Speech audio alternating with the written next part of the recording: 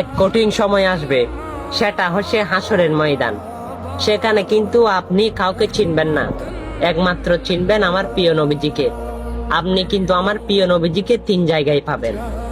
প্রথম জায়গায় হচ্ছে যখন আপনাকে ফেরেশতারা আপনার পাপ সম্পর্কে যখন মাপ দেওয়া হবে, সেই মিজানের পাল্লায় আপনাকে তোলা হবে।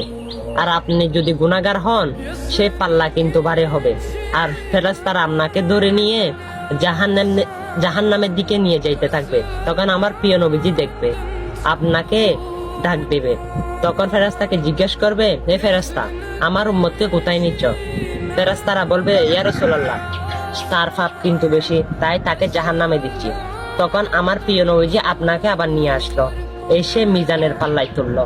আমার প্রিয় নবীজির আঙ্গুলটা আপনার পাল্লার মধ্যে দিল, আপনার নেকির পাল্লা ভারী হয়ে গেল। হ্যাঁ, সে মুসিবতের সময় একমাত্র আমার প্রিয় নবীজিকে পাবেন। আর সেই নবীজির হাদিসগুলো বাণীগুলো মানুষের কাছে পৌঁছাবেন। অবশ্যই সেই নবীর সুপারিশ আপনিও পাবেন। আর অবশ্যই মুসলমান হলে প্রতিদিন বাজে ভিডিও অনেক শেয়ার করেন, এটা শেয়ার করে দিবেন। আমিন।